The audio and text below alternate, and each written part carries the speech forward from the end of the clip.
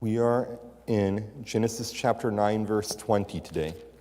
Genesis chapter 9, verse 20, finishing chapter 9, and then going to Genesis chapter 10. And my plan was not to go verse by verse through Genesis chapter 10. When you see the chapter, you'll probably understand. But I would like to emphasize the high points. It's actually one of the most important chapters in the Bible. It's just not easy to teach or to study through. Let's start with a review of chapter 9, though. We're talking about the Noahic covenant in chapter 9, the promise God made to Noah and to all the descendants of the earth is that he would no longer flood the earth the way he has done and would no longer destroy all life with a flood. He gave the rainbow as a sign of the covenant. So instead of rain being considered God's coming judgment, the way it was for the flood, rain is a reminder of God's mercy, and it's a blessing to the earth and to life on the earth. That's Genesis chapter 9 so far. And do I have a volunteer to read Genesis chapter 9, verse 20 to 24? Go ahead, Damien.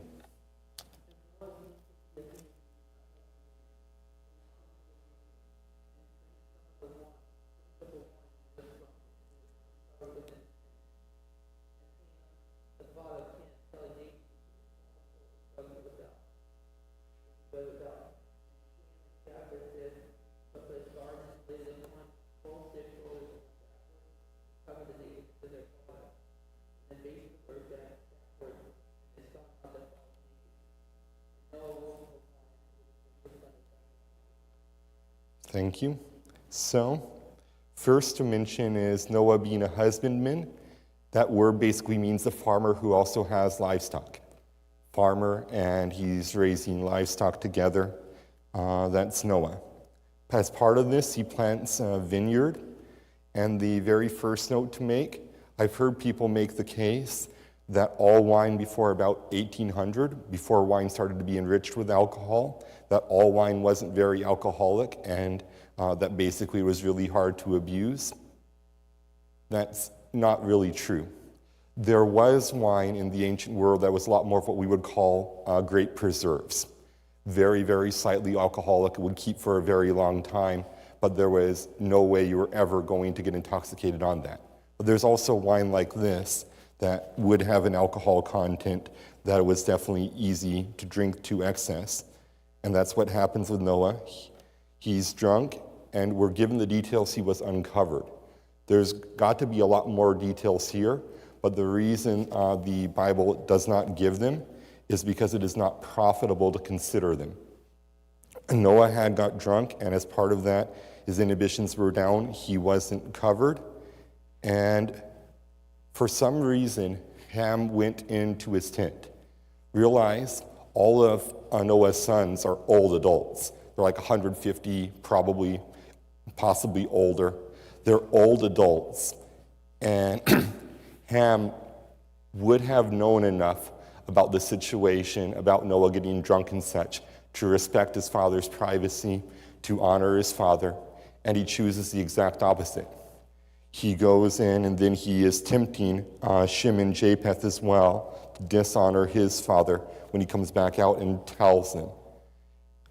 The Bible sets an extremely great emphasis on honoring your parents. It's extremely important to God both to honor him and to honor your parents. And Ham is doing the exact opposite here, dishonoring Noah.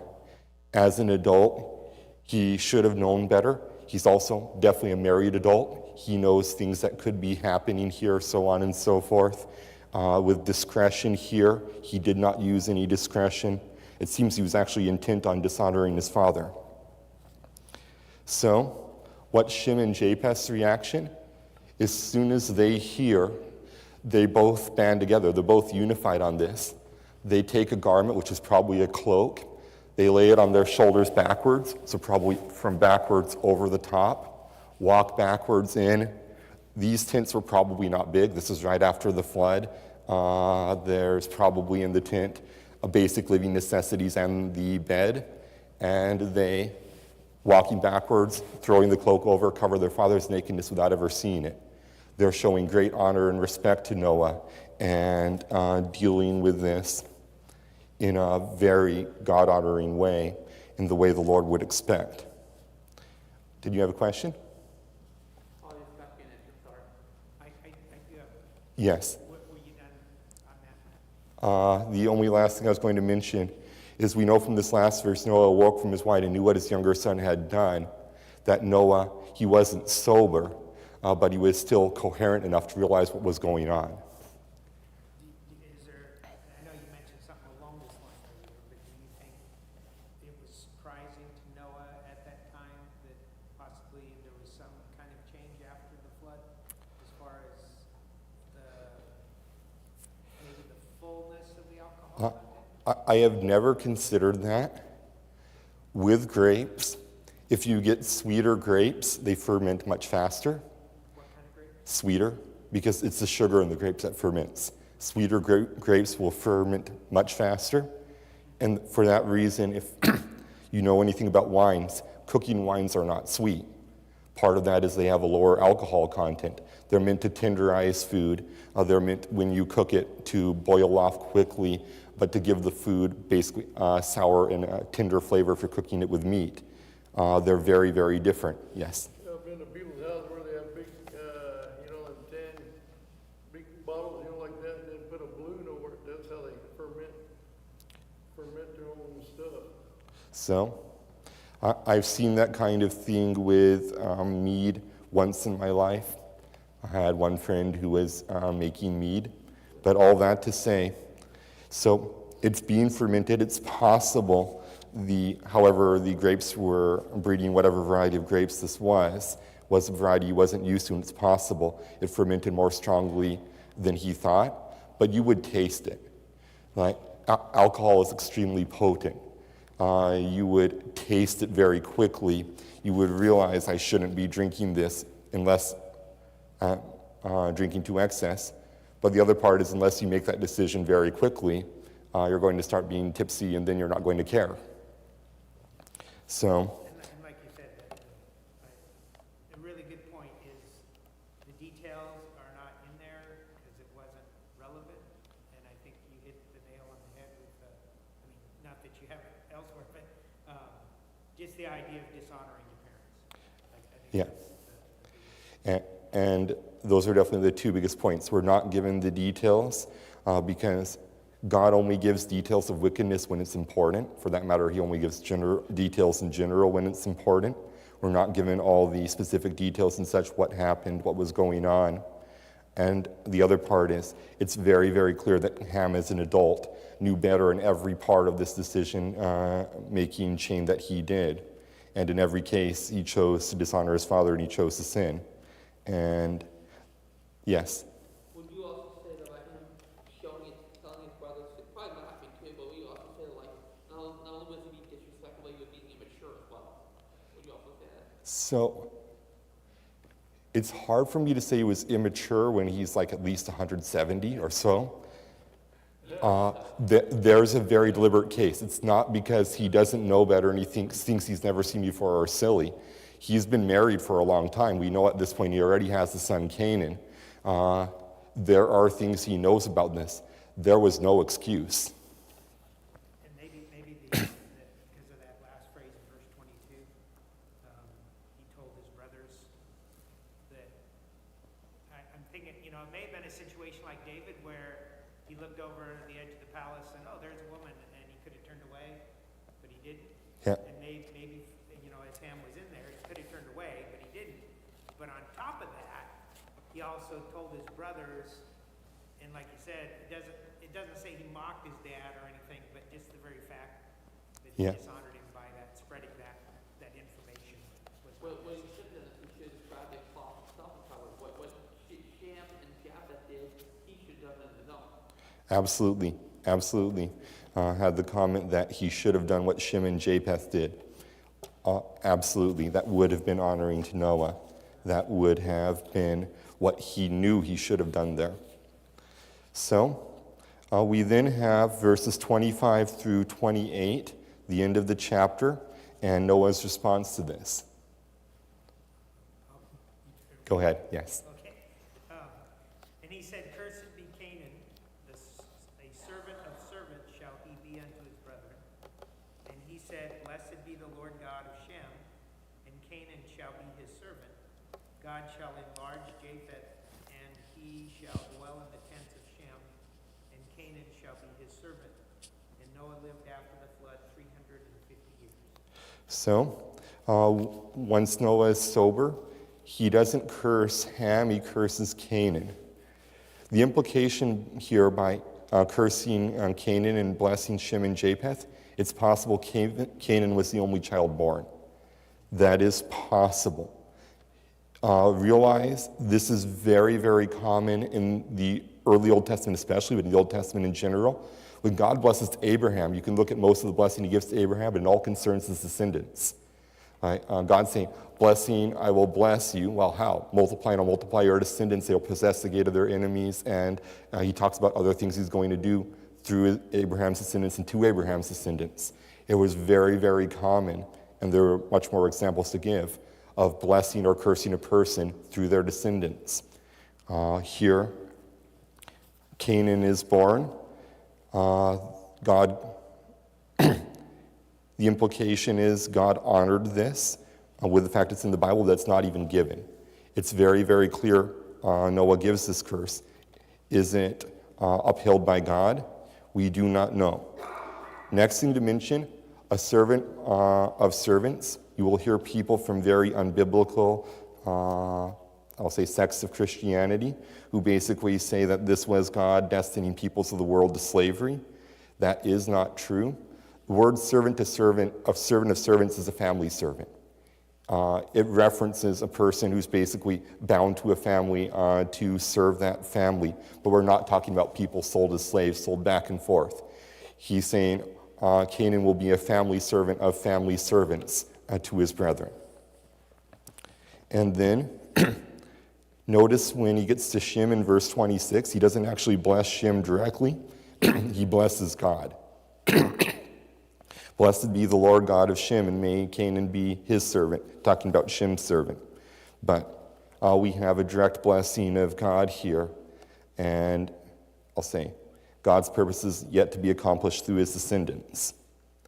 And then in verse 27, we do have a direct blessing to Japheth. God shall enlarge Japheth, that Japheth would be multiplied. And when we look at the peoples of the world, most of the peoples of the world come from Japheth's descendants. We're talking about Europe, India, part of China, most of Russia, and a few other peoples. Lots and lots and lots of people come from Japheth. And he shall dwell in the tents of Shem. The idea there is friendship, that there'll be friendship between Japheth and Shem. And part of it, they honored him together. They chose to do right together. And part of this blessing is friendship between Japheth and Shem. And we see again in Canaan shall be his servant, the idea of household servant. Servant of Japheth's household as a servant of Shem's household. I will say this seems to be true as far as the authority of the nations of the world. The nations of the world that came from Ham's side have not exercised authority over other nations the way the nations that came from Shem and Japheth's side have. I would say that part is extremely clear. I would say the connection to slavery is extremely wrong. But that seems to be the emphasis here. Canaan being a servant in terms of authority, and we have Japheth being enlarged and friendship between Shem and Japheth here. And Noah lived after the flood 350 years. If you remember, the flood happened in the 600th year of Noah's life. So we lived to the age of 950. The only reason this is important in terms of understanding the Bible, it means there is no direct climate shift in the flood that brought lifespans way down. There's got to be some genetic effect, and there's got to be another effect as well. The more I consider this type of thing, Noah lived 950, that same age before the flood. He lives partly after the flood, but after this, lifespans start dropping off a cliff. What's happening? Part of it's got to be genetic, And part of it is God is no longer cursing the ground the way he did before the flood. He's also not letting men live to that length of time to establish wickedness. Yes. Sort of a question and comment. I thought it was interesting that, Ham's dishonoring of his parents. So part of the curse went along that line. In other words, his son, he's the father, but his son gets the difficulty. Yeah. And so there, and it does seem from something you mentioned that this is speaking of descendants more than, and it's almost like Ham is taken out of it, and his descendants sort of begin with Canaan in a sense. But I really like the thought you brought out about the concept of servant, because it's looking long term. Is that if we're looking at nations, that those nations were not in authority. And you'd mentioned it. Isn't and I know where some of it began, but taking this passage, is it Ham that means dark? That one of them are burnt? So, And they use that as the border of nations, and that's where slavery. off the top of my head, I know that type of thing exists, and off the top of my head, I did not look that up for here. When I was at Bob Jones, I read one, I'll say 150-page book or so against that idea, and I had no idea how entrenched that was in a small part of Southern Christianity until reading that book. But there's a very small part of churches that teach this very specifically, that descended from churches that justified slavery. And realize this, the South experienced a great revival during the Civil War, and as churches got back to the Lord, they did not justify slavery. The vast majority of churches headed in that direction. If you look at the churches that came from the south of the U.S. after the Civil War, they're some of the most established churches in America today. The Lord blessed that for a very long time.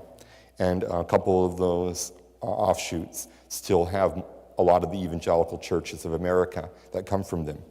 So I'm not agreeing with that. I just, Yeah. the state where some of that came from Yeah. is based, I think, out of this passage, and I think Ham. But it's not Ham who becomes a servant in the second Yeah, part. and it's very clear Canaan was not African in his appearance. But we'll talk about, because Canaan's descendants end up all over the world. We'll talk about that very briefly. And all the days of Noah were 950 years, and he died. This is the last time we have a genealogical entry where it emphasizes and he died. Remember the entire genealogy after Cain and Abel that's given of Seth all the way to Noah? It gives them this person lived to this old and he died, and this person lived to this old and he died, and Enoch lived to 350 and he was not, for God took him.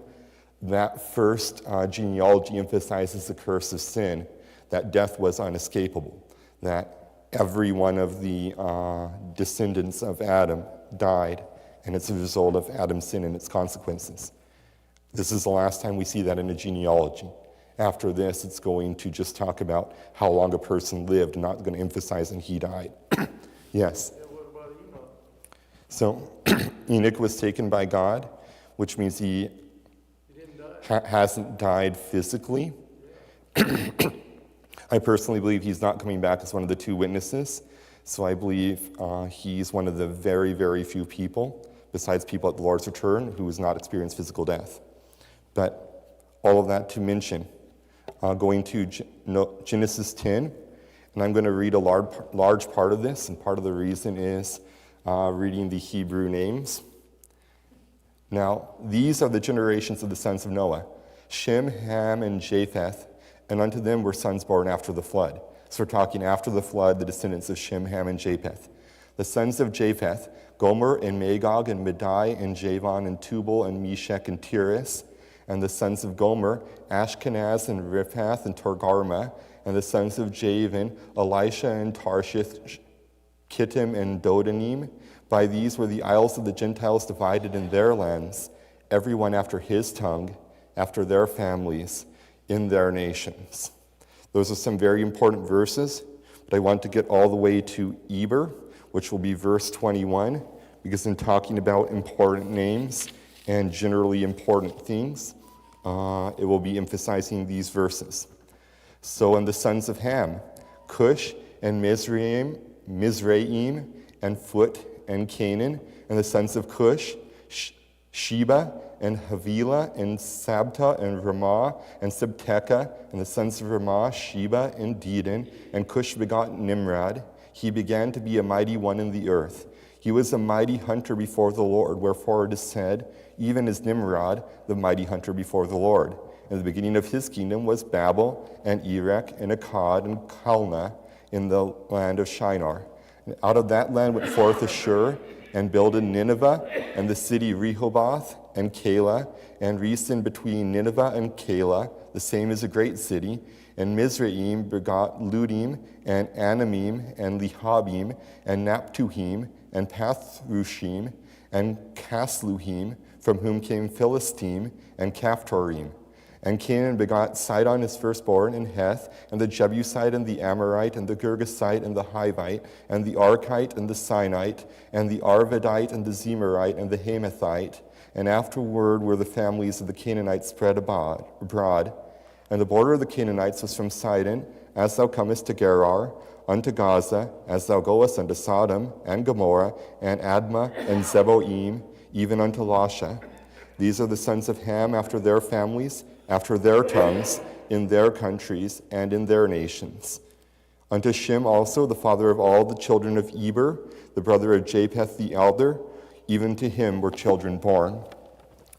Stopping here for points 6 and 7 and 8 and 9, mostly in the outline. First question 6, why is Genesis chapter 10 important? This is not a chapter that people consider as one of the most thrilling chapters of the Bible to read. Why is this chapter important?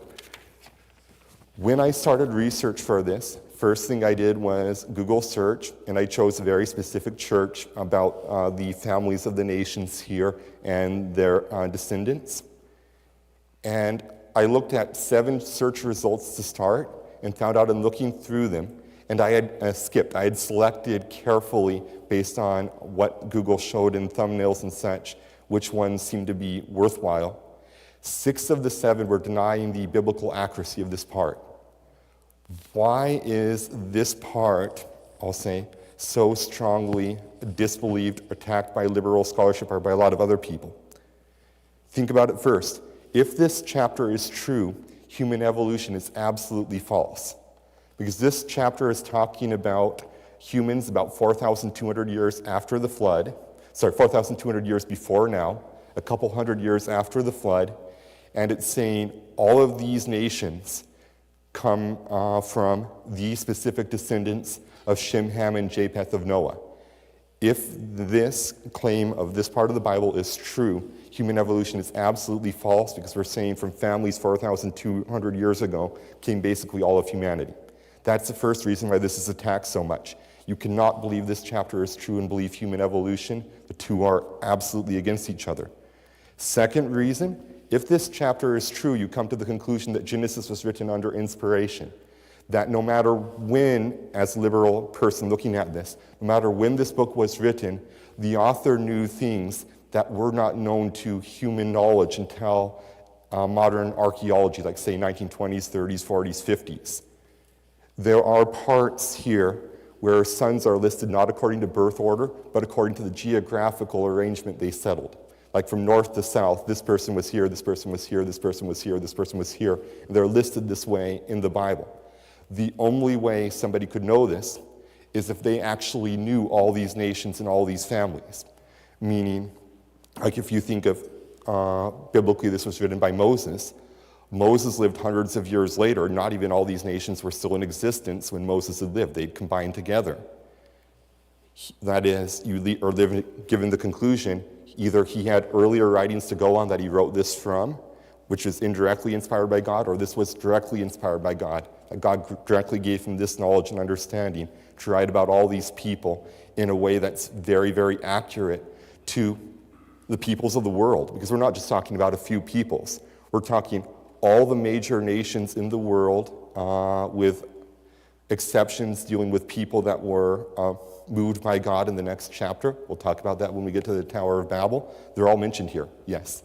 So I feel like it's interesting. So if you want proof, if you believe your Bible, you want proof also that the evolution is false, Absolutely. God has not changed, and God did not used to be an ape-like creature, so that's false right there. Absolutely, and that is a person who believes in human evolution. It's the reason why Genesis is the most attacked book in the Bible, because a creation as given in the Bible and the biblical record is completely incompatible with any part of human evolution. Yes, Steve? No, I was gonna say, you said, apes, I said dolphins. Yeah, they believe that too. They believe dolphins are really, really intelligent. No, people would say Yeah, that dolphins and humans are related, but evolutionists do heavily overemphasize selective intelligence of dolphins. I'm not going to get distracted on that here. Another reason of why is Genesis chapter 10 important. It explains the nations after the Tower of Babel, which is Genesis chapter 11, meaning Genesis chapter 10 implies that Genesis chapter 11 is also completely true, and that chapter is very often attacked for other reasons. It also shows the derivation of many words from Noah's descendants, and that's what we're going to get to in important names. We still have words thousands of years later that are related to the people of Noah. Now let's start with important names, and I'm first going to go to the last verse we read, verse 21, unto Shem. It talks about Shem's descendants right after this. We haven't read that yet. The word Shem, we get the word Semitic from. The Semitic ancestries are ancestries descended from Shem, and when we get there are a couple people descended from Shem we don't usually consider Semitic.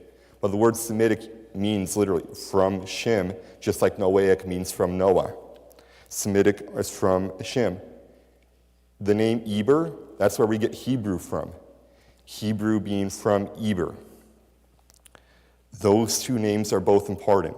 Shem going to Semitic, Eber from Eber is the word that we get Hebrew from. Now, Japheth. It was actually very interesting to read this because I did not know. Japheth is legendary in two cultures of the world. In Greek, this is the name Iaptos, because Greek does not have a J. Iaptos, and he's an important legendary figure who's also the father and ancestor of all the Greeks. He's mentioned, same name. In the precursor language to Sanskrit, in northwestern India, you have Iapti, same thing, no J, you spell it Iapti, and he's considered the father of all of the Indian nations in that part of the world. So, there are other nations in the world that their legends would indicate this is true. You have, in verse 3, Gomer, his name is referenced by Herodotus, the Greek historian writing just after the time of Christ, from whom we get a lot of our histories we do know about ancient empires. He mentions Gomer, and he mentions the peoples coming from Gomer. We have, if you continue looking in verse 4, the sons of Javan, Elisha there. The Iliad, which is the oldest book we have from secular literature, written by Homer, mentions the Eliations, which are from him. You have the people Cush, the oldest of the sons of Ham. That's the ancient name for Ethiopia. We're talking about the Ethiopians with Cush. Mizraim, that's the ancient name of Egypt. We're talking about Egypt there. In chapter, if I can find the right verse. So, I'll come back to it, see if it occurs to me with that point. From Genesis chapter 10, verse 18, we see this note. Afterward were the families of the Canaanites spread abroad. When we get to chapter 11 in the Tower of Babel, you will see that God just didn't split up people's languages. There are some people he moved around the earth. The Canaanites were one of them. They were clustered and they got moved into many different places. And afterward, the people that would be called Canaanites would be the people in Israel. But if you look at Canaan begot Sidon, that's the Sidonians. They're north. They got moved further north. They were not in Canaan. We have Heth. You'll see the sons of Heth mentioned if you read Exodus. or they also are talking to Abraham, and we will get to that in Genesis. The Jebusite, they stayed in that area. The Amorite, they headed, and they're part of the Babylonian Empire. They're way east. The Girgasite, same type of thing. The Hivite, they're probably up north where Turkey was.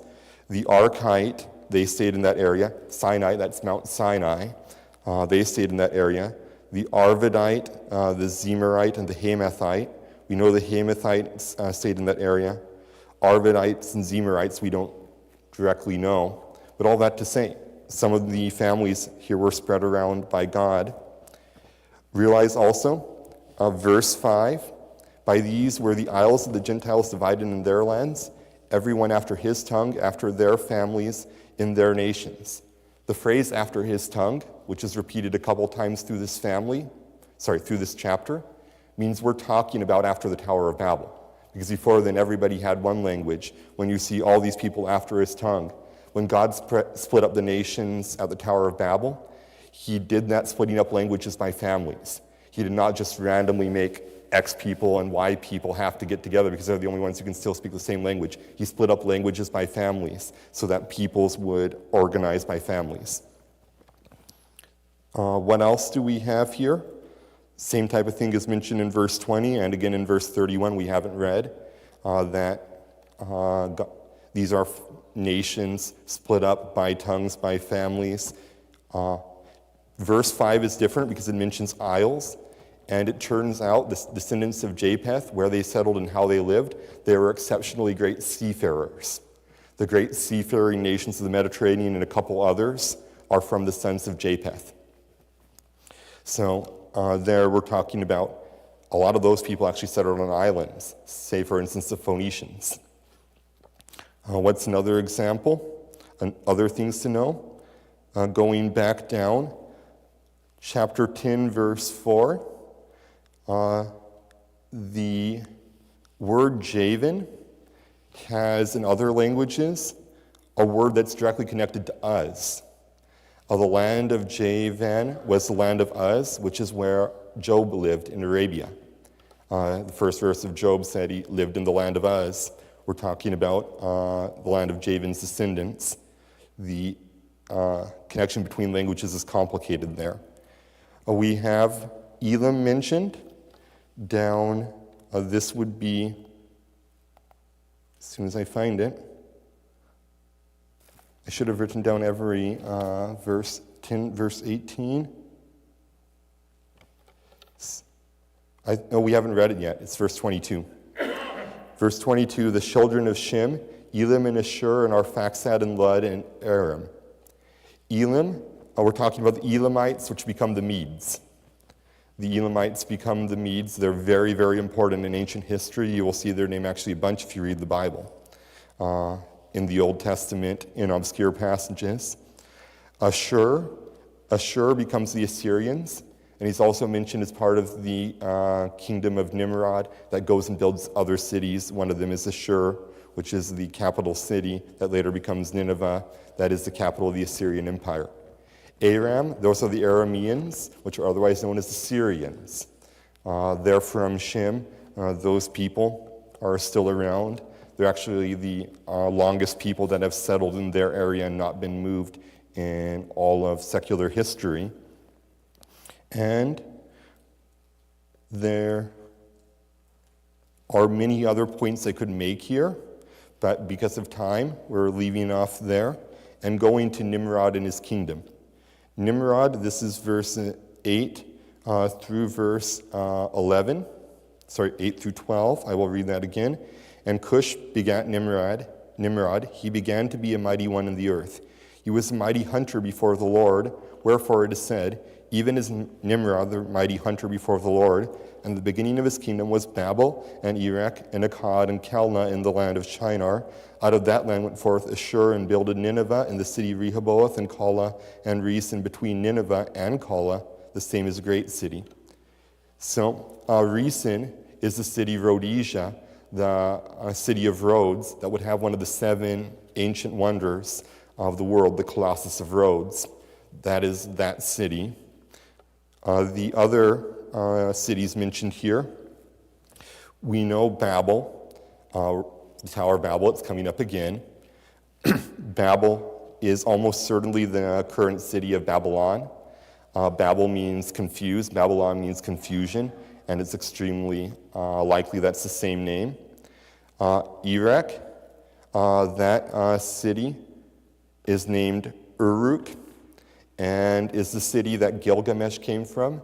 The oldest set of legends we have from secular history that mention the flood is the Epic of Gilgamesh, spread through the Babylonians, and Gilgamesh lived in the city of Erech, or Uruk in another language. Akkad, that's the Akkadians, one of the two oldest civilizations secular history knows of from archaeology, that's Akkad. Kelna and Rehoboth are not known. Those cities have not been excavated yet. It's hard to find cities. Why? You don't have metal detectors for rocks and stone and such.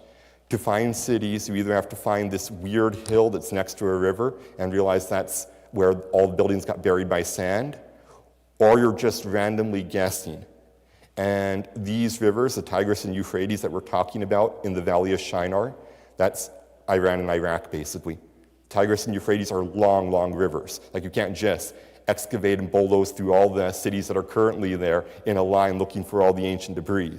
So those cities are there somewhere. Almost certainly their ruins are, but that's why they have not been discovered. It's really hard to do archaeology here. Based on time, I'm going to go through this, finish this part, and then get your questions, Steve. So Nimrod, it says that he was a mighty hunter before the Lord. That phrase, before the Lord, means against the Lord's face. It's a very, very, very strong phrase. We're not talking about Nimrod was a mighty hunter that God saw. We're talking about he was a mighty hunter who rebelled against the Lord. He's against the Lord's face. God has commanded the peoples of the world through Noah, Shem, Ham, and Japheth to be fruitful and multiply and spread throughout the earth. And he is building a kingdom that is not spread throughout the earth, that's in one valley, and this is a kingdom from which the Tower of Babel will come.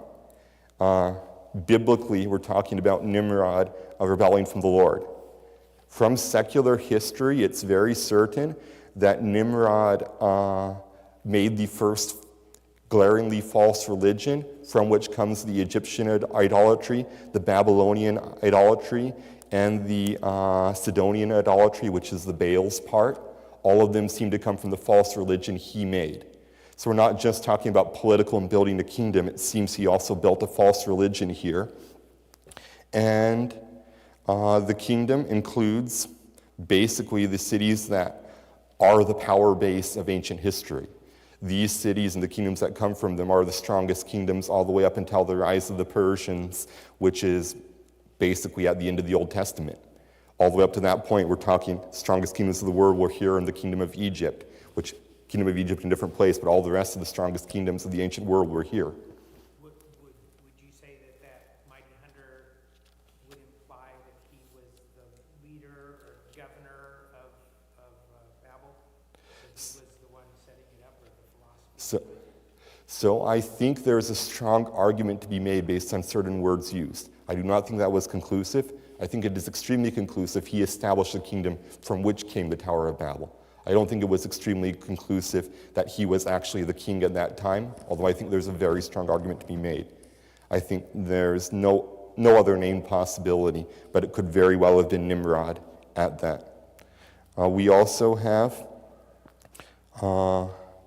Peleg. He's point 9 and the other extremely important name here. I'll read the rest of the chapter now, starting in verse 22. The children of Shem, Elam and Ashur and Arphaxad and Lud and Aram, and the children of Aram, Uz, there it is, there's the specific land of Uz, and Hul and Gether and Mash, and Arphaxad begot Salah, and Salah begot Eber, and unto Eber were born 2 sons. The name of one was Peleg, for in his days was the earth divided, and his brother's name was Joktan. And Joktan begot Almodad, and Sheleph, and Hazar, Mebeth, and Jerah, and Hadoram, and Uzal, and Diklah, and Obal, and Abimal, and Sheba, and Ophir, and Havilah, and Jobab. All these were the sons of Joktan, and their dwelling was from Mesha, as thou goest into Sephar, a mount of the east. These are the sons of Shem, after their families, after their tongues, and their lands, after their nations. These are the families of the sons of Noah after their generations and their nations. And by these were the nations divided in the earth after the flood. So, Peleg, it mentions here, in his days was the earth divided. If you look at genealogies, we are 4 generations from Noah, both with Nimrod and with Peleg. And this is the time, very conclusively with the word used for divided, that God divided the earth's languages. We're talking about that division. Whenever, right before or shortly after Peleg was born, he became named Peleg because the earth was divided then. It is also possible this is the time at which enough had melted that the earth's no longer contiguous and the, ocean peninsulas, the continental shelves are now underwater. That is, there's no land drought. We'll talk about that more when we talk about chapter 11, but it's possible we're talking about that division as well. It's certain we're talking about the division of languages here. Then, last things to mention as we wrap this up. By this chapter and by biblical teaching in general, there is only one human race. The idea of there being different races of people is evolutionary in origin. It is the idea that basically different people have different lines of descent from different higher and lower animals, so on and so forth. Every person is part of one human race. Whether we're talking about the Pygmies in Africa, the Hawaiians, the Pakistanis, the Jews and the Arabs, or any European nationality, every person is one race, and we're only about 4,000 years removed genetically. People are the same, and everybody is made according to the image of God. With that, the only other things I would have liked to cover were the border of the Canaanites and the border of the sons of Shem. Canaanites, in one sentence, they are modern Israel. They were in that area, a little bit around in all sides. But besides the Canaanites that are mentioned in that passage as having been scattered, the rest of them were right there. With that, let's close in prayer. Dear Lord God, I thank you for today, and I pray that you would bless the rest of the morning services. And we thank you for providing this testimony, both of your knowledge and of your purposes in establishing the nations of the world. In Jesus' name, amen.